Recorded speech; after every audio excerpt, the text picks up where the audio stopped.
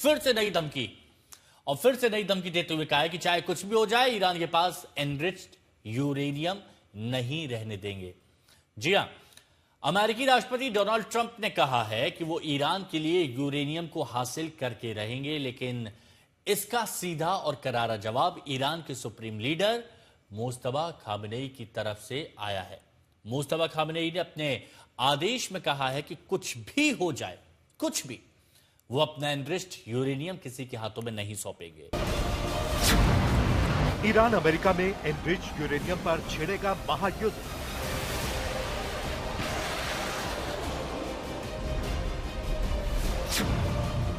Uranium पर are par Trump की धमकी बनाम मुस्तफा का आदेश।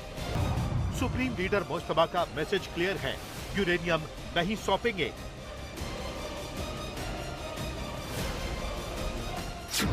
$440 किलो एनरिच्ड यूरेनियम की जंग महायुद्ध तक जाएगी।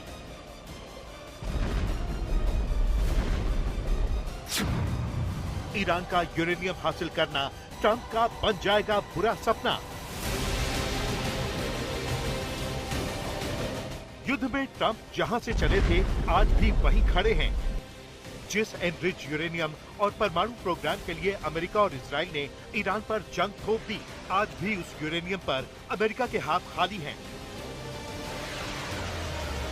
अमेरिका ईरान के साथ किसी भी कीमत पर यूरेनियम पर डील चाहता है, लेकिन ईरान के इरादों से लगता है कि डोनाल्ड ट्रंप के लिए ईरान का 440 किलो एनरिच्ड यूरेनियम हासिल करना एक बुरा सपना बन जाएगा। और अब ईरान के संवर्धित यूरेनियम को लेकर अमेरिका और ईरान के बीच एक नई जंग की आशंका बढ़ गई है, क्योंकि अमेरिकी राष्ट्रपति डोनाल्ड ट्रंप दावा कर रहे हैं कि किसी भी हाल में ईरान में मौजूद करीब 440 किलो संवर्धित यूरेनियम को ईरान के हाथ लगने नहीं दिया जाएगा। जब व्हाइट हाउस में ट्रंप से पूछा गया कि क्या 60% तक यानी परमाणु हथियार बनाने के बेहद करीब के स्तर तक एनरिच किया गया यूरेनियम ईरान के पास रहेगा, इसके जवाब में ट्रंप ने इनकार करते हुए कहा कि वो अमेरिका के पास आएगा। जमीन में दबे यूरेनियम को अमेरिका निकालेगा और नष्ट कर देगा, क्योंकि इसकी जरूरत अमेरिका को नहीं है, लेकिन ईरान के हाथ लगा तो वो इससे परमाणु हथियार बना सकता है। जाहिर है, संवर्धित यूरेनियम का मुद्दा बारूद के ढेर पर बैठे मिडिल ईस्ट में महायुद्ध का विस्फोट कर सकता है। No, we get the highly enriched. We will get it. We don't need it. We don't want it. We'll probably destroy it after we get it, but we're not going to let them have it. Okay? Iran के enriched uranium पर Trump के बयान के साथ ही Iran के supreme leader Mustafa Khamenei का भी आदेश आता है। मुस्तफा ने कहा कि खबरदार, ख्वाब भी मत देखना, नहीं देंगे ईरान का गड़ा हुआ खजाना। एनरिच्ड यूरेनियम भंडार ईरान से बाहर नहीं जाना चाहिए, चाहे कुछ भी हो जाए। यूरेनियम का ये कीमती स्टॉक देश के बाहर नहीं जाएगा।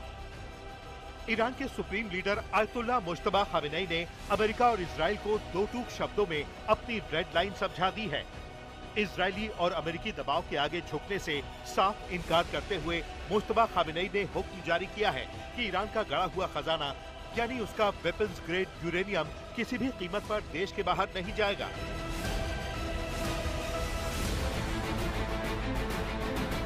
दुनिया भर के तमाम डिफेंस एक्सपर्ट मानते हैं कि ईरान से लापता 440 किलोग्राम यूरेनियम नहीं मिला तो ये खतरा हमेशा सिर उठाए रहेगा कि ईरान परमाणु हथियार बना सकता है।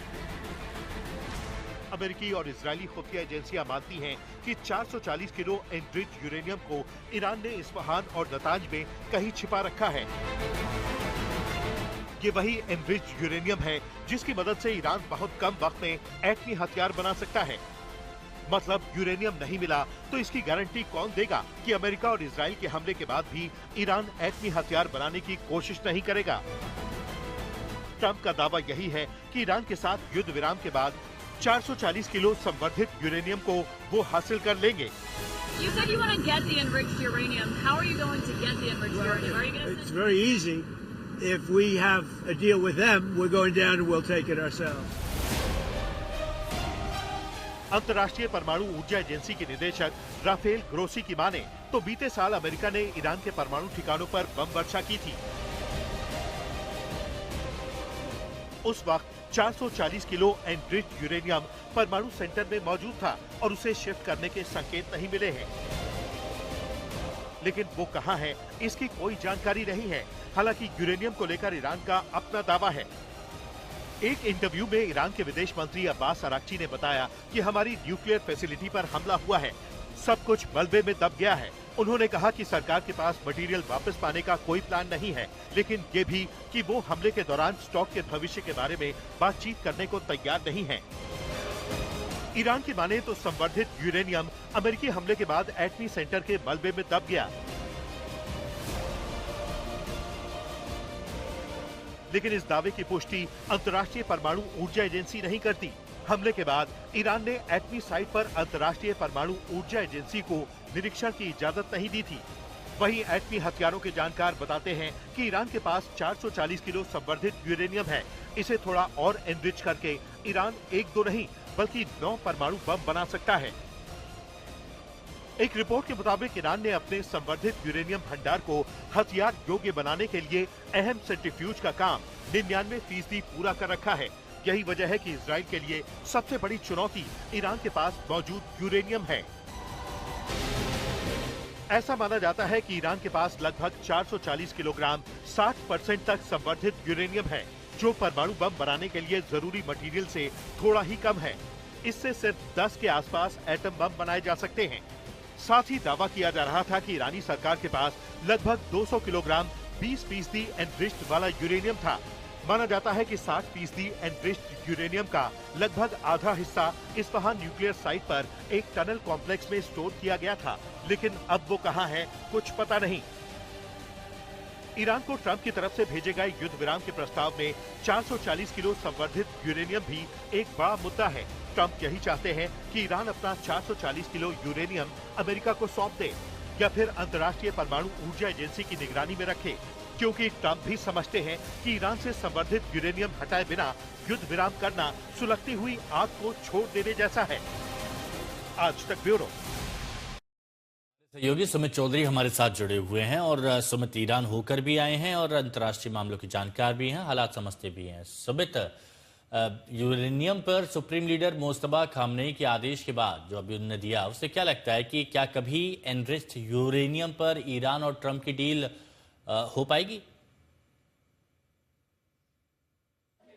देखिए सही, एनरिच यूरेनियम के साथ 2 शर्तें हैं अमेरिका की। ऐसा नहीं है कि सिर्फ 400 किलो का जो एनरिच यूरेनियम है वही लगातार हैंडओवर करने की बात की जा रही है, उसके साथ 2 शर्तें और हैं जो ईरान को मंजूर नहीं। सबसे पहली बात तो ईरान ने साफ तौर पर इस बात को लेकर पहले बातचीत करने के लिए तैयार था कि एनरिच यूरेनियम को वो रूस को दे दे ताकि कम से कम बातचीत का दायरा या फिर बातचीत हो सके। लेकिन फिर अमेरिका की तरफ से जो शर्तें रखी गई उसके बाद सुप्रीम लीडर की तरफ से साफ कह दिया गया कि एनरिच यूरेनियम कहीं नहीं जाएगा, वो ईरान में ही रहेगा। दूसरी बड़ी शर्त थी अमेरिका की कि जो फैसिलिटीज है एनरिच यूरेनियम की, जो उनकी साइट्स हैं, उसमें जो फोर्दो और नतांज है, उन साइट्स के ऊपर खास तौर पर जो उनका उन साइट्स को बंद करना पड़ेगा। तीसरी जो साइट है इस्फहान की, जिसके अंदर जो जो जो कैपेबिलिटीज हैं एनरिच यूरेनियम को करने की, वो करीबन पहले और दूसरे स्टेज पर है। बाकी दोनों फैसिलिटीज पर यानी फोर्दो में और नतांज के अंदर वो जो उनके पास स्पिनर्स हैं, यानी जो एनरिच करने के जो प्रोसेस होता है वो उनके पास 5 स्टेज और 6 स्टेज का है, तो उन दोनों को बंद करना पड़ेगा। वो भी ईरान ने साफ तौर पर मना कर दिया। ईरान का मानना यह है कि ये उसने सारी कैपेबिलिटीज को पिछले 4 से 5 दशकों के अंदर हासिल किया है। वो लगातार